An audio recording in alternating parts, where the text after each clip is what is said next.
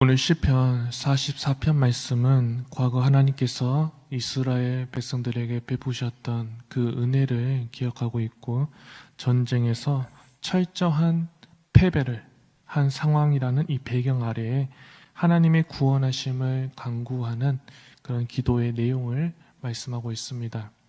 먼저 본문 1절 말씀을 보면은 과거 하나님께서 행하신 일들을 조상들이 일러주었고 자신들은 그 일하심을 두 귀로 듣고 자랐다는 것에 대하여 말씀합니다. 과거 이스라엘이 가나안 땅을 차지하게 된 것, 지금 자신들이 가나안 땅에서 살게 된 것은 그냥 우연히 일어난 일이 아니라 전능하신 하나님께서 도우심의 그 손길이 있었기 때문에 가능했다는 그 사실을 고백하고 있는 것이죠. 그러면서 하나님이야말로 승리를 주시는 분이라는 것을 확증하고 있습니다. 이 부분을 통해 오늘날 교회를 비롯해 부모와 자식 세대 간의 모습에서 어떠한 교류가 있어야 하는지, 부모는 자식 세대에게 무엇을 가르치고 물려주어야 하는지, 자식 세대는 그것을 어떻게 받아들이고 또 들어야 하는지, 간직해야 하는지에 대해서 현대를 살아가는 우리 모두에게 귀한 가르침을 줍니다. 하나님을 믿는 믿음은 그 다음이 되어가고 있고, 개인적으로나 국가적으로나 모든 면에서 하나님께서 어떻게 역사하시고 또 일하셨는지, 신앙의 유산이 계승되고 있지 않는 그 경우가 많은 오늘날, 본문이 제시하는 답은 하나님께서 행하신 일들을 가르쳐 알게 하는 것입니다. 본문 외에도 성경에서는 이렇게 말씀하지요. 마땅히 행할 길을 아이에게 가르치라. 그래야만 늙어도 그것을 떠나지 아니하리라. 다른 그 어떤 교육보다도 마땅히 가르치고 전해야 할 것은요, 세상에 속한 지식보다 하나님께서 우리나라를 비롯하여 나 자신의 삶에 어떻게 개입하셨고 또 어떻게 돌보셨고 이끄셨는지, 하나님의 살아계심에 대해서 죄와 사망으로부터 우리를 건져주신 그 구원의 사실에 대하여 가르치는 것입니다. 그러한 삶의 모습으로 무장되고 하나님을 나의 하나님으로 고백하는 믿음의 삶을 살아가는 우리 모두가 되기를 소망합니다.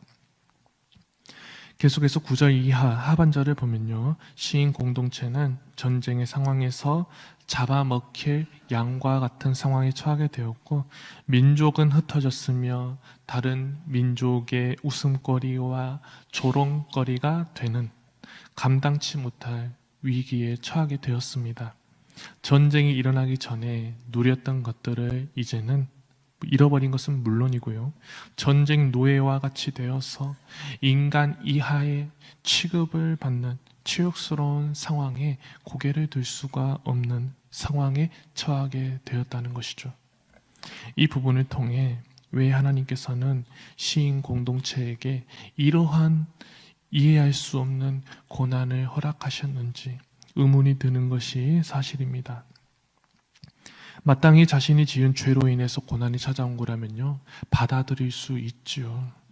하지만 그들이 마주한 상황은 그렇지가 않았습니다. 17절, 18절을 보면은 주님을 잊지 않았고 주님의 언약을 깨뜨리지 않았으며 마음으로 주님을 배반하지도, 자신의 발이 그 주님의 길에서 벗어나지도 않았는데 이런 이해할 수 없는 고난이 닥쳤다고 고백하고 있습니다. 또한 20절에서 21절을 보면은 하나님의 이름을 잊었거나 두 손을 들어서 다른 신들을 향하여 기도를 드렸다면은 마음의 비밀을 다 아시는 하나님께서 어찌 그런 일을 찾아내지 못하셨겠는가 라고 자신들의 그 억울함과 결백을 호소하고 있지요. 한마디로 자신들은 하나님 잘생겼고요, 하나님께만 시선을 고정했지만 현실은 이해할 수 없는 고난과 비참한 상황이라는 그런 결론에 이르게 되었다는 것입니다. 그들의 모습처럼 우리의 삶 또한요, 그러한 상황에 처할 때가 있습니다. 하나님을 믿고 믿음의 길에서 벗어나지 않았음에도 이해할 수 없는 그러한 것보다 이해할 수 없는 일로 가득 차 있을 때가 참 많고, 인간의 이성과 지성으로는 도저히 이해할 수 없는 일들이 찾아옵니다. 제가 들었던 한 이야기인데요. 언제나 신실한 모습으로 하나님의 종이 되고자 했던 한 청년이 있었는데, 그 청년인 어느 날 교통사고로 인해서 죽게 되었습니다. 그 이해할 수 없는 사고로 인해서 하나님을 믿었던 그 한 가정이 더 이상 하나님 믿지 않고 완전히 돌아서 버렸습니다. 하나님을 떠나버렸습니다. 지극히 한 부분의 예지만 모든 사람이 구원을 받는 것이 하나님의 뜻이고 마음이라면요, 결코 일어나선 일이 안 되는 일이 일어난 것입니다. 우리의 삶에는 이러한 종류의 일들이 참 많이 일어나는데, 그때 우리는 어떻게 사건을 받아들이고 우리는 해석해야 할까요? 하나님의 뜻을 인간이 다 알 수도 이해할 수도 없기 때문에 사실 너무나 어려운 일입니다. 그래서 어떤 이들은 오늘 본문에 나오는 시인 공동체의 고백처럼 하나님께서 나에게 어떻게 이러실 수가 있습니까? 항변을 하고요, 이와 같이 비참한 처지가 된 것은 주님 때문이라고 분노하며 나아갑니다. 나의 비참한 그 상황으로 인해 간절히 하나님을 찾고 부르짖음에도 그 어떤 인기척조차도 들리지 않을 때면은 하나님께서 나를 버리신 것이 맞다며 오해하기도 합니다. 하지만 한 가지 분명한 사실은 하나님께서는 언제나 변함없이 신실하시다는 사실입니다. 우리의 삶의 현장은 수도 없이 바뀌고요, 날마다 변수가 존재하지만 하나님께서는 언제나 그 자리에서 동일하게 역사하시고 언제나 그 자리에 함께 계신다는 것이죠.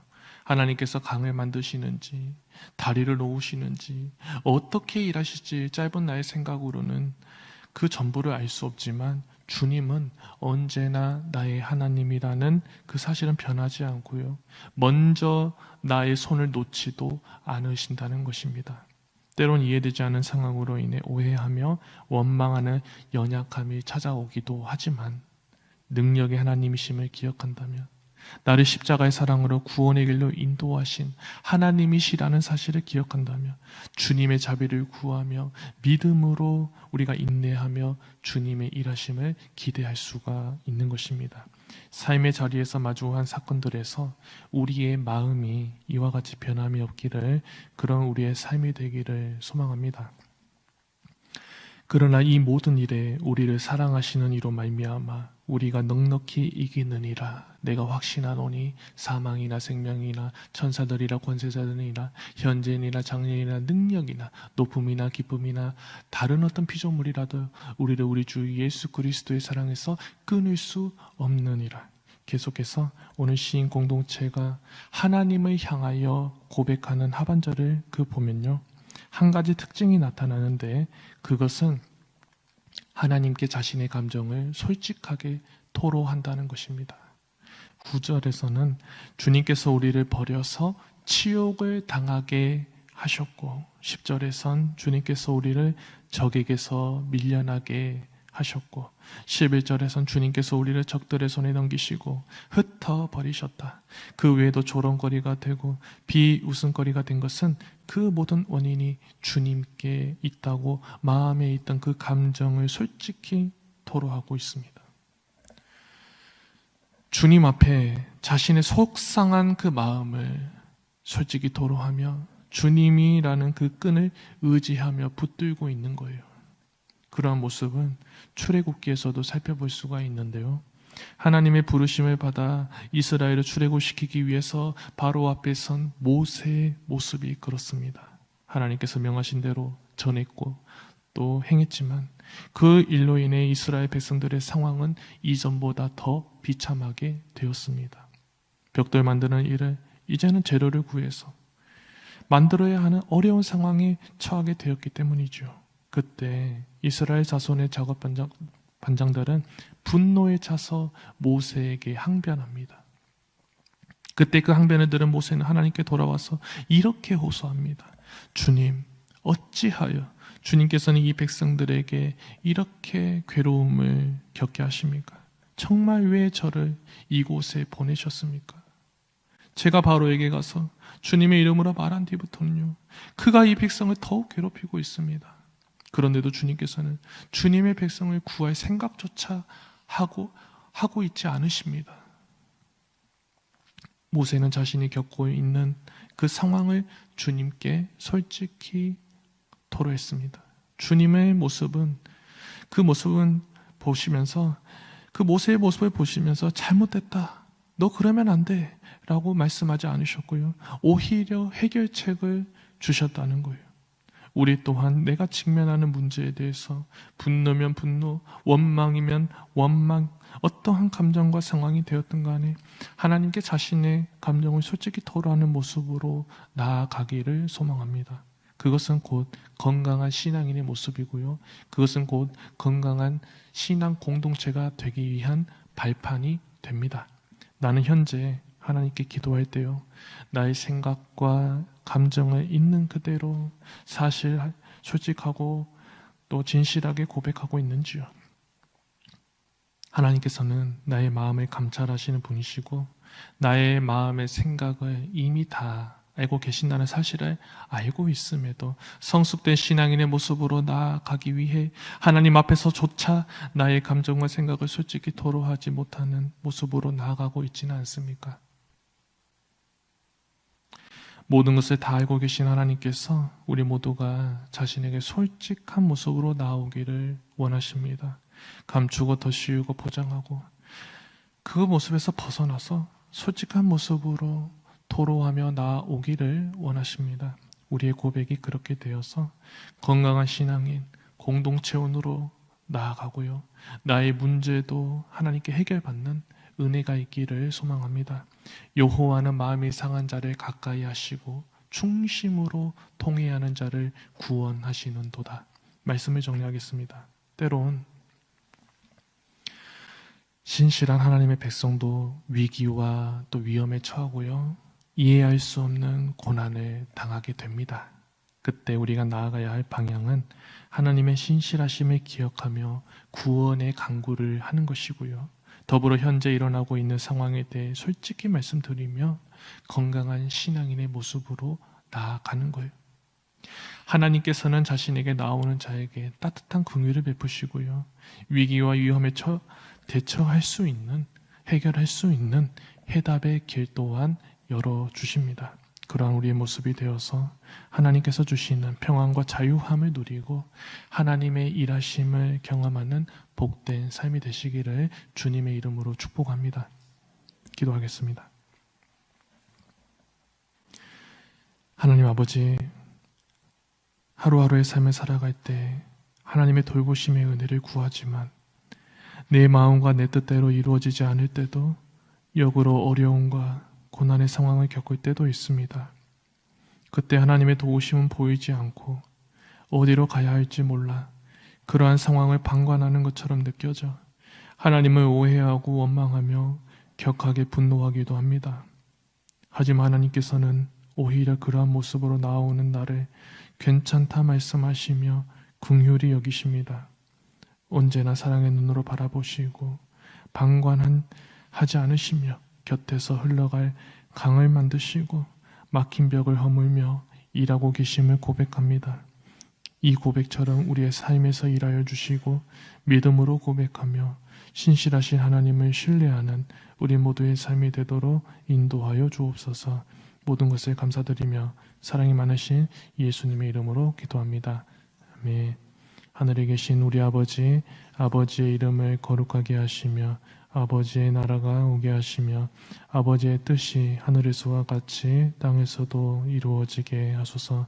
오늘 우리에게 일용할 양식을 주시고 우리가 우리에게 잘못한 사람을 용서하여 준 것 같이 우리 죄를 용서하여 주시고 우리를 시험에 빠지지 않게 하시고 나라와 권능과 영광이 영원히 아버지의 것입니다. 아멘. 이 시간 우리 함께 기도하겠습니다. 언제나 내 옆에서 함께 하셨고 함께 하고 계시며 함께 하실 동일하신 하나님을 신뢰하며 주님께서 주시는 참된 평안과 자유함을 누리는 복된 삶이 되게 하옵소서. 한 주간의 삶을 살아가고 있습니다. 오늘 하루도 말씀 가운데 승리하는 삶이 되게 하시고 우리 성도님들의 삶이 늘 평안하게 하시며 아픈 환우들이 있습니까? 하나님의 놀라우신 치료하심의 역사가 있게 해달라고 우리 주님의 이름 한번 부르며 기도하겠습니다. 주여